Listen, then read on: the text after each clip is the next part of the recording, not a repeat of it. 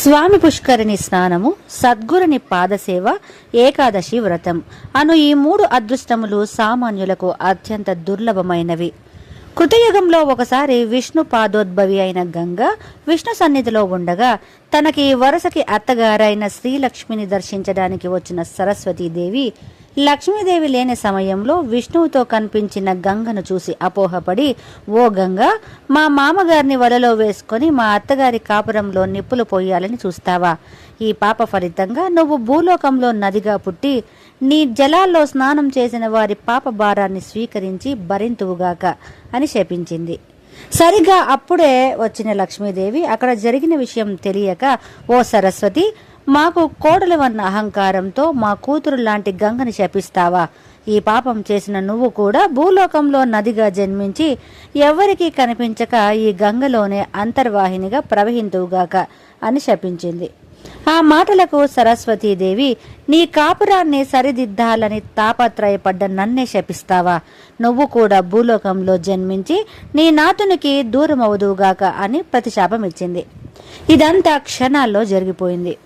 అప్పుడు అక్కడే ఉన్న నారదుడు కల్పించుకుంటూ, నారాయణ నారాయణ, ఈ ఆడవాళ్ల అపోహలు, రాద్ధాంతాలు, ప్రతిశాపాలు ఎక్కడికి దారితీస్తాయో నారాయణ అని ప్రశ్నించాడు.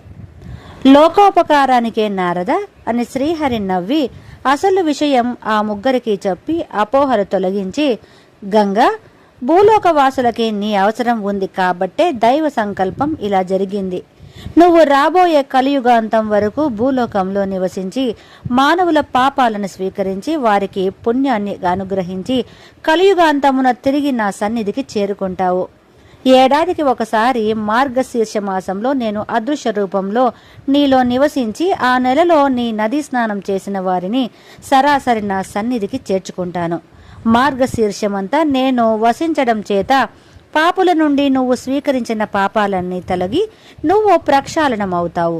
అట్లే నా క్రీడాద్రి అయిన వెంకటాద్రిలో ఆకాశగంగా, స్వామి పుష్కరిణి, పాపనాశనం తీర్థాల్లో నువ్వు అవతరించి కీర్తి పొందుతావు అని వరమిచ్చాడు. గంగ కృతజ్ఞతతో నమస్కరించింది. ఆ శాప ఫలంగా గంగ భగీరథుని వెంట భూలోకానికి వెళ్ళి హిమాలయాల్లో పుట్టి ప్రవహించింది. ఇక సరస్వతి నదిగా మారి కొంత దూరం స్వతంత్రంగా ప్రవహించి గంగలో ప్రవేశించి అదృశ్య రూపంలో అంతర్వాహిని అయింది. మరి నా సంగతేమిటి ప్రభు? నా అనాలోచిత తొందరపాటు కారణంగా నేను మీకు దూరం అవ్వక తప్పదా అని అడిగింది లక్ష్మీదేవి బాధగా. నారదుడు చప్పున కల్పించుకుంటూ, శాప ఫలాన్ని ఎంతటి వారైనా అనుభవించక తప్పదు కదమ్మా అనేశాడు. కొంతకాలం గడిచింది. భూలోకంలో నదిగా ప్రవహిస్తున్న సరస్వతి ఒకనాడు దేవతా రూపం ధరించి తన దుస్థితిని విచారిస్తూ కూర్చుంది. ఆ సమయంలో బ్రహ్మకి మనవడు, కశ్యప పుత్రుడు, దానవ వంశోద్ధారకుడైన పులస్త్య బ్రహ్మ సరస్వతి నదిలో స్నానం చేయడానికి వచ్చాడు. దేవతా రూపంలో కూర్చొని ఉన్న సరస్వతిని, నీళ్లు లేని నదిని చూసి, సరస్వతి, దానవ సార్వభౌములం, పులస్య బ్రహ్మ నామధేయులం, స్నానార్థం వచ్చాం, లేలే, నదీ రూపం దాల్చు అని హూంకరించాడు. విచారంలో ఉన్న సరస్వతి అతడిని పట్టించుకోలేదు. పులస్త్య బ్రహ్మ ఆగ్రహించి, నదీ జన్మనెత్తినా నీ అహంకారం తగ్గలేదా అన్నాడు. నీకు గంగతో సమాన గౌరవం లభించకుండుగాక అని శపించాడు. సరస్వతికి కోపం వచ్చి, ఓరి, మీ వంశకర్త మీ తాత బ్రహ్మదేవుడికి అర్ధాంగినని, నీకు అవ్వనవుతానని తెలిసి కూడా కండకావరంతో నన్ను నిష్కారణంగా శపించిన నీ వంశంలో రావణుడు పుట్టి నీ వంశం నశించుగాక అని శపించింది. పులస్త్య బ్రహ్మ ఖిన్నుడై నిష్క్రమించాడు. ఆ తర్వాత సరస్వతి ఘోర తపస్సు చేసింది.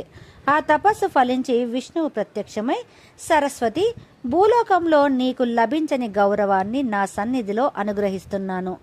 వెంకటాద్రిపై పుష్కరిణివై అవతరించి స్వామి పుష్కరిణి పేరిట కీర్తి పొందుతావు. గంగాది తీర్థాలన్నీ నీ పుష్కరిణిలో ప్రవేశించి నీ ఆధిక్యతను కీర్తిస్తాయి అని వరమిచ్చాడు. ఆ వర ప్రభావం చేత సరస్వతీదేవి వెంకటాద్రిపై స్వామి పుష్కరిణిగా అవతరించింది.